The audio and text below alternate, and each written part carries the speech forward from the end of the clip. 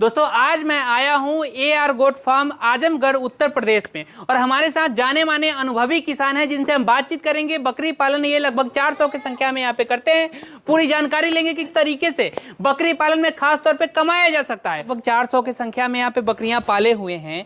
तो सबसे पहले हमारा सवाल ये होगा कि हमारे जो किसान भाई हैं बकरी पालन में किस तरीके से कमा सकते हैं और क्या क्या तरीका है बकरी पालन में कमाने का, ये थोड़ा सा हमारे दर्शकों को बताएं।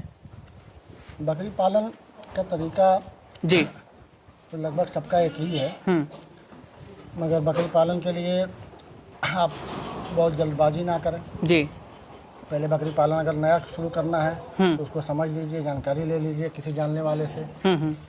आपको नहीं मालूम है तो किसी जानने वाले से समझ लीजिए कैसे करना है, फिर आप शुरू करें।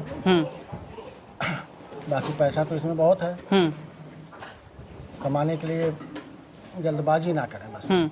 जल्दबाजी सर ना करें। अगर बहुत सारे किसान भाई शुरुआत करते हैं और कुछ कम समय में वो घबरा जाता है कि हमारा इनकम नहीं हो रहा है, तो हमारे दर्शकों को बताइए कि कितने समय उनको पेशेंस रखना पड़ेगा, कितने समय उनको वेट करना पड़ेगा बकरी पालन में कमाने के लिए, खासतौर पे ये थोड़ा समझाइए। बकरी एक ये बाग है जी। जिस तरह आप आम की बाग लगा देते हो फिर आपकी पीढ़ी दर पीढ़ी चलती है जी, उसी तरह बकरी एक बाग है। मगर उसको आपको जब छोटा पौधा लगाते हो, तैयार करके ले जाते हो, फल आने तक जी, फल आने तक आप सब्र करिए। मतलब बकरी का अगर आपको पालन करना है तो आपको ब्रीडिंग करनी है। ब्रीडिंग करनी है मतलब बच्चा निकालना है। बच्चे निकालने के लिए आपको सब्र करना होगा। आपको 2 साल बकरी से बच्चा आप अगर निकाल रहे हो, ब्रीडिंग कर रहे हो, आपका बच्चा आने लगे, मेल फीमेल हो गए, तो आप फीमेल को बेचना चालू करें, ऐसा नहीं हो सकता। जी, फीमेल नहीं बेचें। नहीं, 2 साल पहली बात तो 2 साल वेट करना पड़ेगा और 2 साल के बाद अब जब सेल करना चालू करेंगे उस समय फीमेल को आप ना बेचें। अच्छा ठीक है। फीमेल का बेचना नए फार्मरों के लिए काफी नुकसानदेह है। कैसे सर? उसी से तो आपको बढ़ना है। फीमेल से ही बढ़ना है आगे। जी। आप जितना फीमेल बढ़ा लोगे उतना ही आपको ज्यादा बच्चा आएगा और बच्चा ही आपकी इनकम है। उसी को आप तैयार करोगे। जी।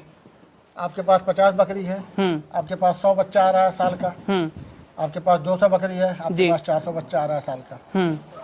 जब 400 खसी आपके पास तैयार होंगे, 300 तैयार होंगे, तो साल का रुपया है आपके पास। केवल मेल सेल करें। अगर सर बात करें हम, अगर कोई अगर टारगेट से बाहर हो जाती है तो आप सेल करिए बकरी। अच्छा सर, बच्चों में जो मेल फीमेल का जो परसेंटेज होता है सर, वो थोड़ा सा हम समझना चाहेंगे आपसे कि कितना % मेल होता है, कितना % फीमेल होता है। आप तो अनुभव किए होंगे, लगभग 400 की संख्या में यहाँ पे है। ये तो कुछ भी आ सकती है, मेल फीमेल कुछ भी परसेंटेज में ऊपर नीचे हो जाएगा। हो जाएगा ऊपर नीचे % में हो जाएगा। मगर आपको दोनों पैसा आपको दोनों देंगे, मेल फीमेल दोनों देंगे।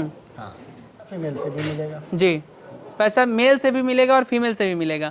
तो अगर से जैसे अनुभव तो आप किए होंगे, लगभग 100 फीमेल अगर तैयार करते हो तो आपको मेल से भी अच्छा पैसा मिलेगा। आप एक बकरी अगर अच्छे तैयारी पे ले आए हो तो 1.5 साल की बकरी अगर आपकी अच्छी तैयारी है जी, तो आप 30 से 35 हज़ार रुपए की बेच लोगे। जो आपको खसी आपको 25 हज़ार में बिकेगा जी। जैसे ये बकरी है, ये कम से कम आपकी 30 से 35 हज़ार रुपए में आप बेच लोगे। अच्छा, ये वाली? हाँ, ये वाली बकरी का 30 से 35 हज़ार रुपए में ये बिक जाएगा सर। क्योंकि उसका थन देखो, उसके पास दूध है जी। दूध वाली बकरी का बच्चा तैयार होता है। तो इस तरह से बकरियां अगर अच्छी तैयारी पे आपकी है तो आप खसी से अच्छा पैसा बकरी से निकाल सकते हो। तो मेल फीमेल से ना घबराओ।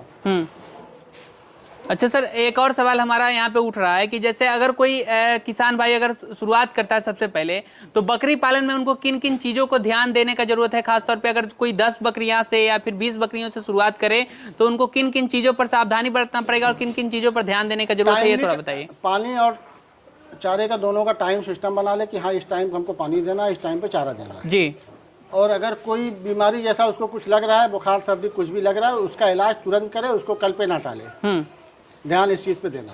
अच्छा, मुख्य रूप से कौन कौन सा बीमारी सर फार्म पे ज्यादातर देखने को मिलता है, बताइए। सर्दी और बुखार और डायरिया की बीमारी बकरियों में आती है। उसका क्या उपचार वगैरह आप करते हैं? इनमें दवाइयाँ अपने पास अपनी रखो। बुखार की दवा है जी, अगर आपको नहीं मालूम है तो फार्म किसी भी जानकार आदमी से लिखवा लीजिए, किसी डॉक्टर से लिखवा लीजिए।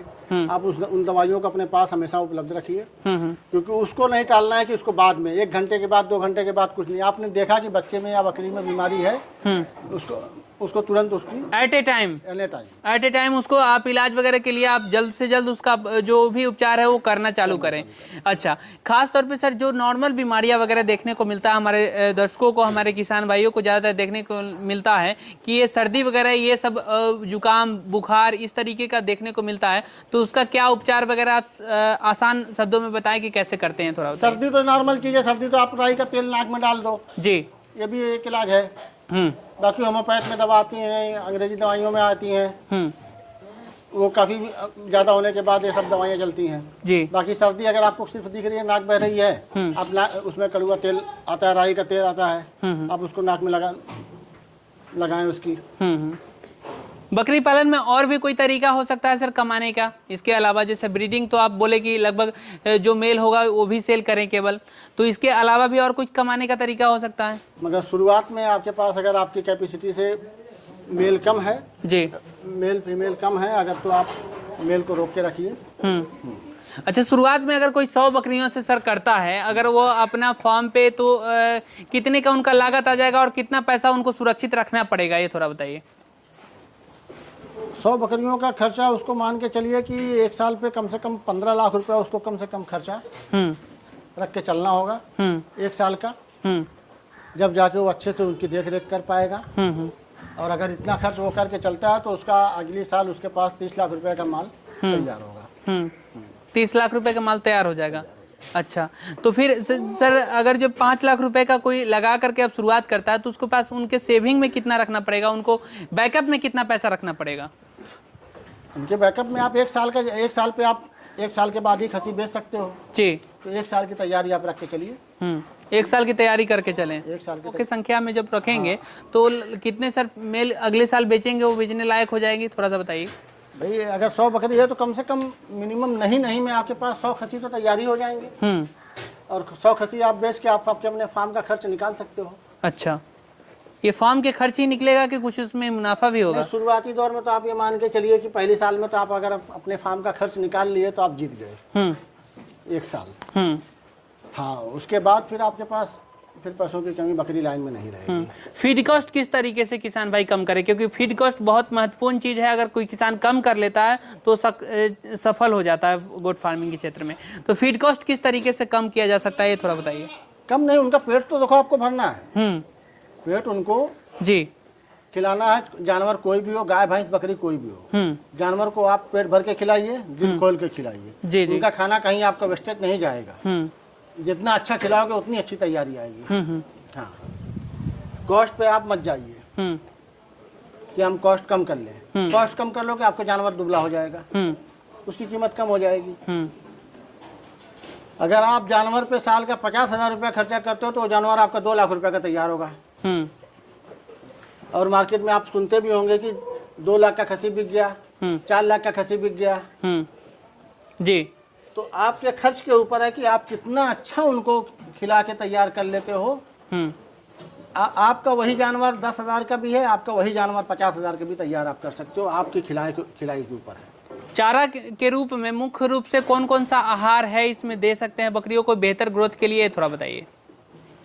बेहतर ग्रोथ के लिए अपना ये चना है और फिर जौ है, जौ का दर्रा बना के देते हैं जी, चने का दर्रा बना के देते हैं जी। इसको सबको टुकड़ी करना पड़ता है। और मकई है, सोयाबीन है, सोयाबीन की खली है जी। इन सब चीज़ों को आप मिक्सर बना के और भिगा के खिलाइए, आपका जानवर अच्छे से सेहतमंद रहेगा। ये सब दाना में क्या क्या देना होगा सर? दाने में ही गेहूं है, जौ है, मकई है, चना है, इनका मिक्सर आप बनाइए। मिक्सचर बना करके।